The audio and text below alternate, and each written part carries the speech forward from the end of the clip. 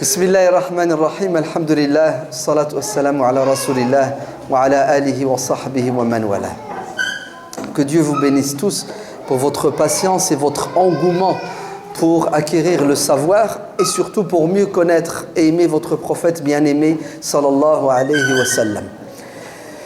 Dieu a décrit son prophète dans le Coran, dans une sourate qui s'appelle la sourate Noun ou la sourate Al-Qalam, la plume, en disant Bismillahirrahmanirrahim, Noun wal qalami wa ma yasturun. Et Dieu le qualifie en disant Wa innaka la'ala khuluqin azim. C'est-à-dire, s'il y a bien quelque chose qui distingue notre prophète de tous les êtres humains, qui le met en exergue, en valeur, et si tu dois résumer qui est cet homme, ouais, tu mets le doigt sur quoi? Sur cette qualité qui lui est intrinsèque, fondamentale.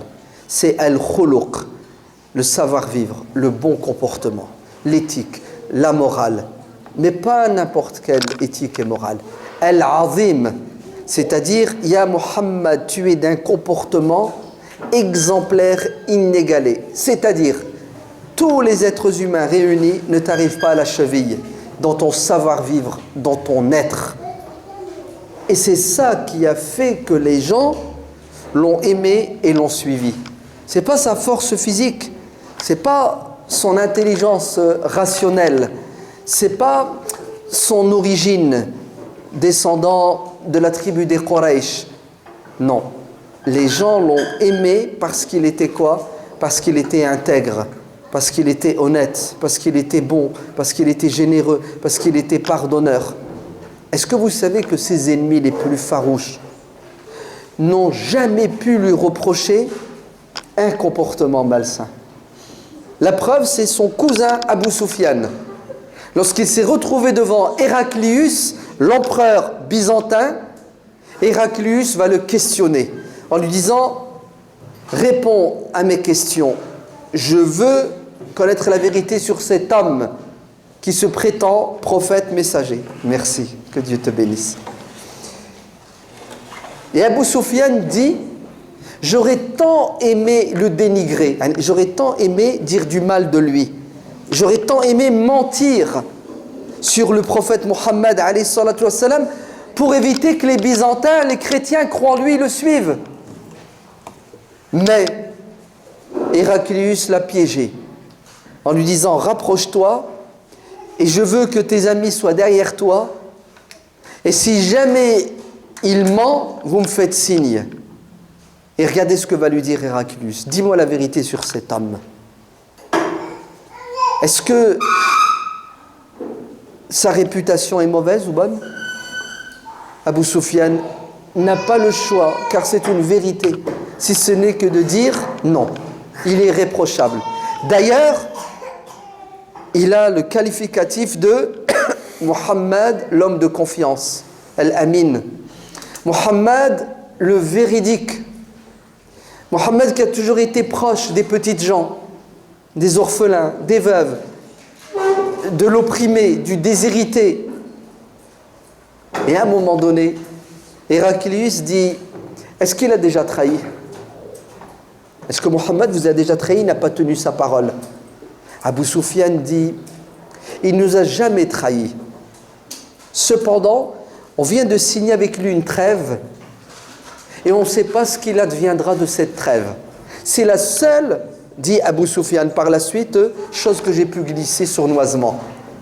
C'est-à-dire, j'ai pas pu le critiquer au sens négatif et là j'ai sauté sur l'occasion pour dire peut-être que cette trêve il ne va pas la respecter. Et à votre avis, est-ce que le prophète alayhi salatu wassalam a respecté la trêve d'Al-Hudaybiyah? Il l'a respecté. Et qui a trahi le pacte d'Al-Hudaybiyah? Ce sont les Quraysh, ce sont ses ennemis. Son ennemi farouche, Abu Sufyan, son cousin, qui le connaît très bien, n'a pas pu lui reprocher une chose dans son comportement. C'est pour cela, à nouveau, lorsque Ja'far ibn Abi Talib, son cousin, mais cette fois croyant, se retrouve devant le Négus, le roi d'Éthiopie, Al-Najashi, et que Amr ibn al-As l'ennemi juré du prophète, essaie de monter le négus contre les musulmans réfugiés en Éthiopie, car les musulmans ont dû quitter la Mecque qui était devenue invivable pour eux et se réfugier dans une terre chrétienne. Car le prophète alayhi salatu wassalam leur a dit: allez en Éthiopie car il y a un roi juste en Éthiopie, un roi chrétien juste. Là-bas vous allez trouver la liberté d'être musulman, de pratiquer votre religion, de vous réunir, de vous exprimer. Mais les Qurayshites ont poursuivi les musulmans jusqu'en Éthiopie et ont essayé d'empêcher ces musulmans de jouir du droit d'asile. Et qu'est-ce que va dire Amr ibn al-As au négus pour que le négus les rejette? Il va lui dire: pose-leur la question sur Marie et Jésus. D'un air de dire: ils ne croient pas en Jésus comme vous, ni en Marie comme vous. Et lorsque Ja'far s'est exprimé, qu'est-ce que va découvrir le négus?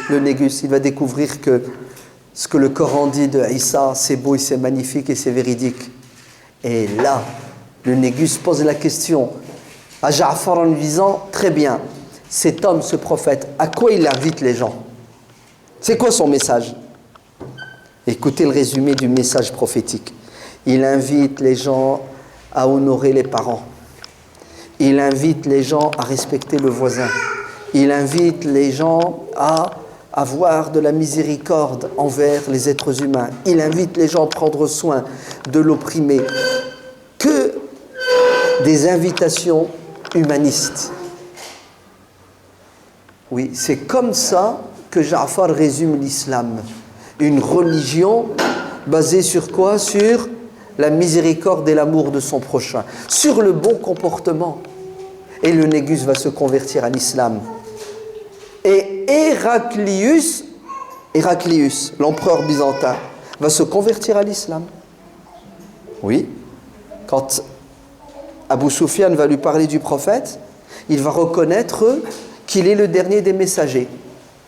Mais maintenant qu'il s'est converti, il doit l'annoncer. À qui?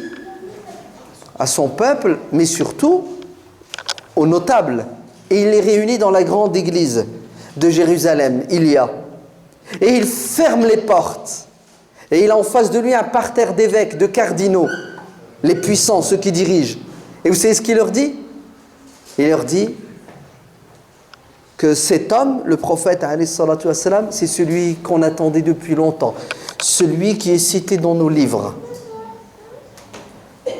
Et là, quand il leur dit qu'ils croient en lui, ils se sont tous mis debout pour exprimer leur mécontentement, leur désapprobation, et ils se dirigent vers la porte pour sortir de cette église pour aller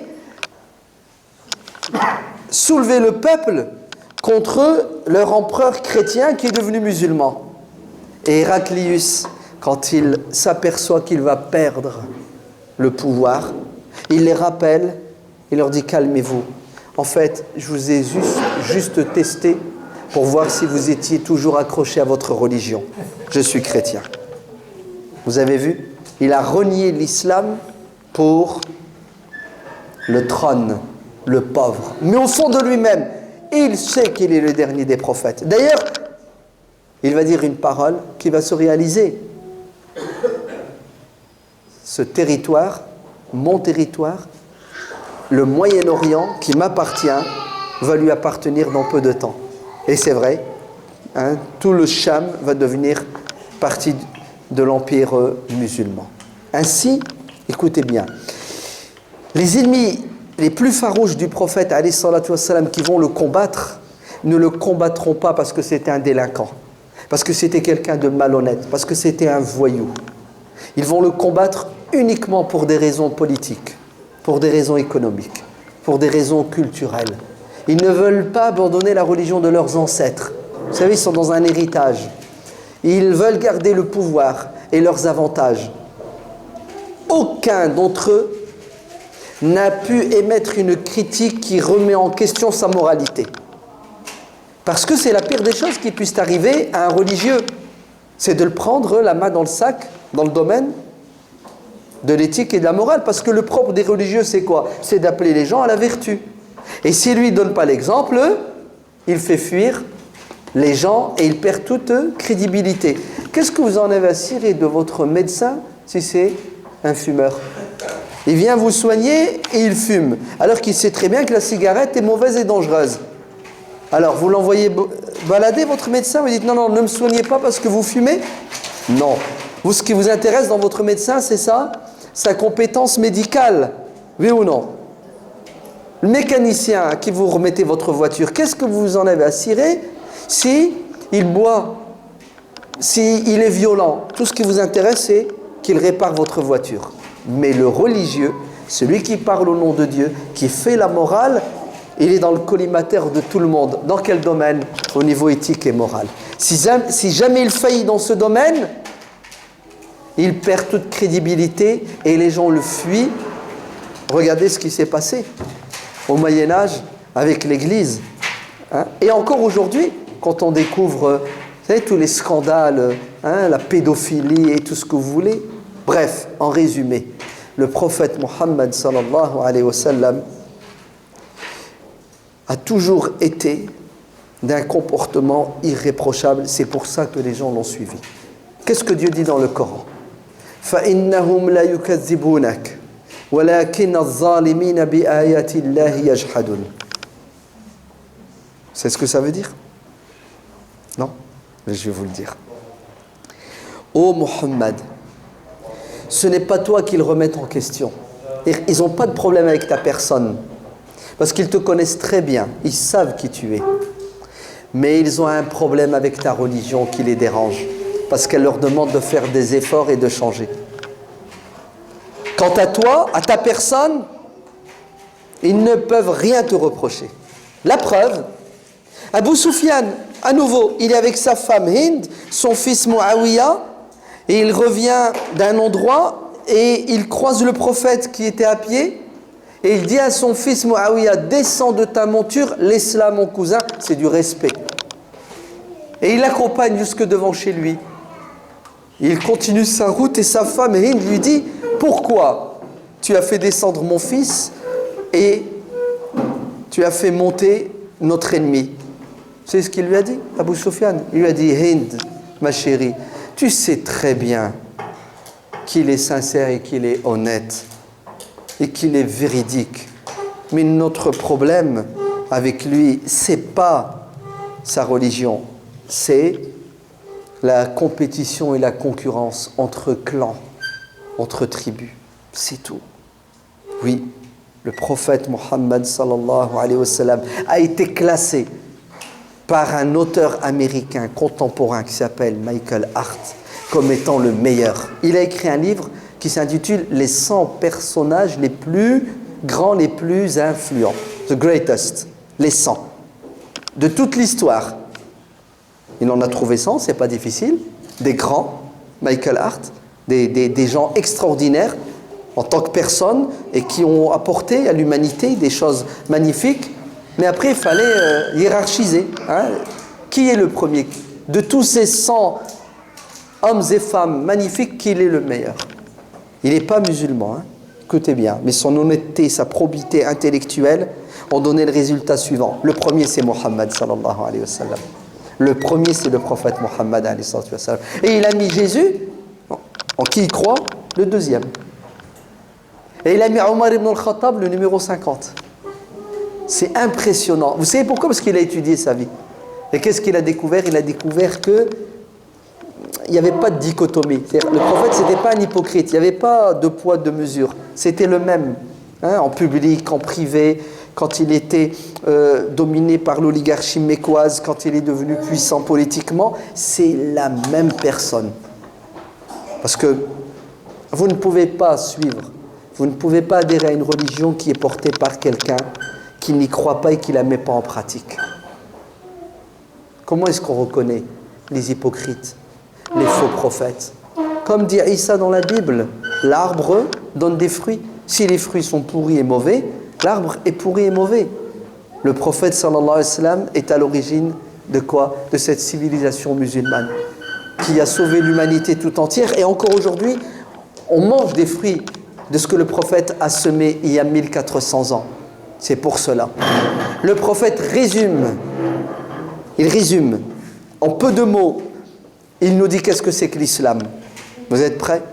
Si quelqu'un un jour vous dit c'est quoi l'islam, dites-lui le prophète de l'islam alayhi salam a dit innama bu'ithu li'utammima makarim al-akhlaq. Dieu m'a envoyé pour vous enseigner comment avoir un comportement excellent. Vous avez des bons comportements, vous avez des qualités, mais moi mon but en tant que messager, c'est de vous aider à grandir pour atteindre l'excellence et la perfection dans quoi? Dans quel domaine? Dans le domaine du savoir-vivre, du comportement. Pourquoi? Parce que l'être humain par nature est attiré par quelqu'un qui a un bon comportement et il fuit quelqu'un qui a un mauvais comportement. Vrai ou faux? Le prophète sallallahu alayhi wa sallam dit dans le hadith authentique, vous n'arriverez pas à gagner les cœurs des gens avec votre argent, mais vous arriverez à les gagner les cœurs des gens avec votre bon comportement. Le prophète Mohammed sallallahu alayhi wa sallam dit, les pires parmi vous seront ceux que les gens fuiront, éviteront à cause de leur mauvais comportement. Et les meilleurs parmi vous seront ceux qui attireront les gens grâce à leur bon comportement. Vous voyez comment il résume l'islam? Incroyable, hein? D'un air de dire, si tu as un mauvais comportement, tu trahis Dieu et son prophète. Lisez le Coran, vous verrez que l'objectif des actes et des pratiques rituelles, c'est de nous pousser à avoir un bon comportement. Dieu dit dans le Coran, dans la sourate l'araignée, l'Ankabut, Inna salata tanha anil fahsha'i wal munkar. La prière a pour objectif, entre autres, de te dissuader de faire tout ce qui est blâmable, reprochable, détestable. C'est-à-dire, tu pries, donc tu entres en contact avec Dieu, pour qu'une fois le contact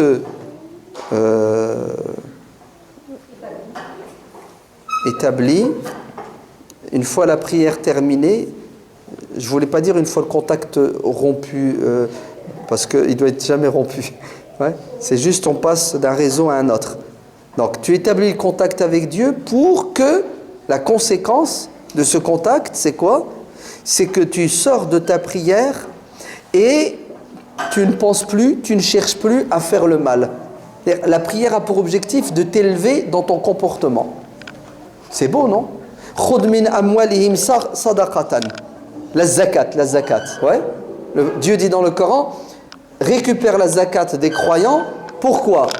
Parce que la zakat a pour objectif de les purifier. Tutahiruhum. Ajib, tu donnes de l'argent, ça te purifie. Oui, ça te débarrasse d'un défaut qui s'appelle l'égoïsme. Ouais?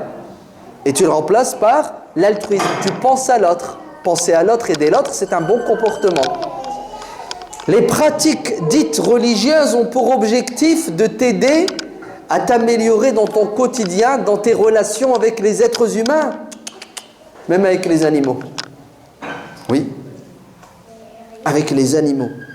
Parce que le prophète a été envoyé comme miséricorde pour toutes les créatures, vivantes et non vivantes. Et d'après le Coran, tout est vivant, à sa manière. La superstition, pour revenir sur la superstition. Le prophète, alayhi salatu wassalam, revient dans sa ville avec ses compagnons et il passe devant une montagne qui s'appelle Uhud. Là où les musulmans, l'année 3, ont subi une défaite militaire cuisante. Le prophète arrive à côté de la montagne et vous savez ce qu'il dit à ses compagnons? Uhud, cette montagne, ouais, est une montagne qui nous aime. D'un air de dire, c'est pas parce qu'on a perdu une bataille ici qu'on doit être... ouais. Non, elle y est pour rien la montagne, Muskina. C'est pas de sa faute, c'est de votre faute, vous n'avez pas été à la hauteur. Donc le prophète, pour éviter que les musulmans dégagent des sentiments injustes et mauvais envers une créature qui n'a rien fait, ne pas être superstitieux, il dit Uhud est une montagne qui nous aime, aimons-la. Ah, on doit aimer la montagne. Oui, le prophète nous demande d'aimer une montagne, d'aimer la nature, d'aimer les arbres, d'aimer tout ce que Dieu a créé. Oui, pour être en harmonie. Parce que le prophète et Dieu veulent qu'on se débarrasse d'un défaut qui s'appelle la haine. Parce que la haine, elle t'empêche de vivre, elle t'empêche d'être heureux, elle t'empêche d'être en paix avec toi-même et avec les autres. Oui. Le prophète, alayhi salatu wassalam, était d'un comportement exemplaire. Anecdote, et vous allez voir. Lorsqu'il était une fois dans sa mosquée, un homme entra, un bédouin, mal éduqué, et il l'interpelle devant tout le monde, et vous savez ce qu'il lui dit? Ya Muhammad, donne-moi du fric. Parce que l'argent que tu possèdes chez toi ne t'appartient pas. Ça, c'est l'argent de l'État, c'est les caisses de l'État, trésor public. Donne-moi, c'est ni l'argent de ton père, ni celui de ton grand-père. Il aurait pu faire une demande en bonne et due forme, avec les formules de politesse, oui ou non? Non, comme un sauvage, il agresse le prophète, et en plus il fait ça en public devant tout le monde. Et il l'insulte. Réaction du public qui aime le prophète et qui sont là aussi pour le protéger contre toute agression verbale ou physique. Le prophète dit à ses compagnons, restez à votre place, laissez-moi gérer la situation. Il le prend avec lui, il l'emmène chez lui et il lui donne. Il lui dit, c'est bon, t'es satisfait? Il lui dit, non, je veux encore. Allez. Et le prophète rajoute, il lui donne encore plus. Il lui dit, maintenant ça va? Il lui dit, oui, c'est bon, t'es quelqu'un de généreux, de bon et de gentil. Très bien. Tu sais ce que tu viens de dire tout à l'heure là? Ça a blessé, ça a irrité mes élèves. Et j'ai peur qu'ils te fassent du mal. J'ai peur pour toi. Alors tu vas sortir, tu vas repartir dans la mosquée, tu vas dire devant tout le monde qu'entre toi et moi, il n'y a pas de problème, que tout s'est bien passé, et que. Vous savez comment le prophète a le souci de quoi? De le préserver, de le protéger. Et il sort, il dit, Mohammed c'est quelqu'un d'extraordinaire, etc., etc. Et il s'en va, satisfait. Et le prophète saute sur l'occasion pour donner une leçon à ses compagnons en disant, l'exemple de cet homme, du vôtre et du mien, c'est l'exemple d'un homme qui a un chameau. Un chameau, c'est ce qu'ils avaient à l'époque, Il l'attache dans le parking, le chameau se détache et il se sauve. Les gens courent après lui pour le rattraper. Mais plus tu cours derrière le chameau pour l'attraper, plus il se sauve, il flippe le chameau, il ne sait pas ce que tu vas lui faire. Le propriétaire du chameau intervient et calme les gens en disant « Restez à votre place, laissez-moi faire, c'est mon chameau, je le connais. » Et qu'est-ce qu'il fait? Il l'appelle par son nom. « Viens mon petit chéri, viens. » Il lui dit ce qu'il faut et le chameau revient. Le prophète dit « Cet homme, c'est le chameau. Si je vous avais laissé le gérer, vous l'aurez fait fuir de l'islam. » Moi, je vais vous le dire autrement, je suis un fin psychologue, c'est ça? Je connais les tréfonds de l'âme humaine et je sais sur quel bouton appuyer. Et c'est quoi ce bouton sur lequel le prophète appuyait toujours? C'était le bon comportement, c'est ça? C'est-à-dire le prophète savait toucher les cœurs avec quoi? Avec ses nobles caractères, la douceur, la patience, le sourire, le pardon, la générosité, bref, toutes les qualités possibles et inimaginables, le prophète alayhi salatu wassalam les avait, puissance 1000. C'est pour cela qu'ils l'ont aimé, et c'est pour cela qu'ils l'ont suivi, et c'est pour cela qu'ils l'ont pris comme exemple. Et Dieu nous dit dans le Coran, dans la sourate Al-Ahzab, les coalisés, لَقَدْ كَانَ لَكُمْ فِي رَسُولِ اللَّهِ أُسْوَةٌ حَسَنَةٌ.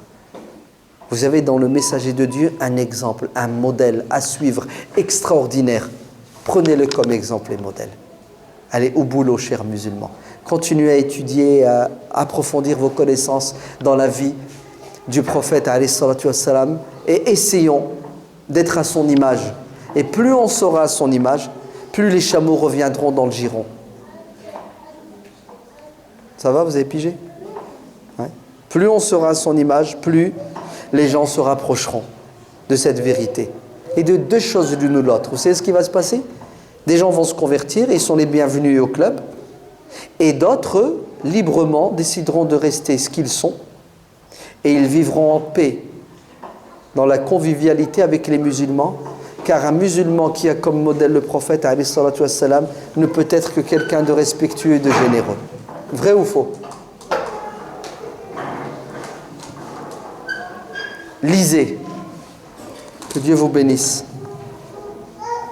la vie du prophète alayhi salatu wassalam et transmettez à vos enfants. Il faut que les enfants grandissent et prennent comme modèle, comme star, le prophète sallallahu alayhi wa sallam. Mais il faut qu'ils le connaissent. C'est pour ça que ce genre d'activité est nécessaire pour les adultes, mais aussi pour les enfants. Vous entendez? Pour les adultes et pour les enfants. Il faut utiliser l'art. Aujourd'hui, il y a des films, il y a des bandes dessinées, il y a des dessins animés, mais il y a aussi des voyages organisés. Vous prenez vos enfants, vous prenez un billet d'avion, vous allez à Médine, vous visitez, vous allez à la Mecque, et vous allez ailleurs sur terre où c'est possible de quoi? De réveiller la conscience de nos enfants pour qu'ils aiment, pour qu'ils prennent comme exemple le prophète Mohammed alayhi salatu wassalam.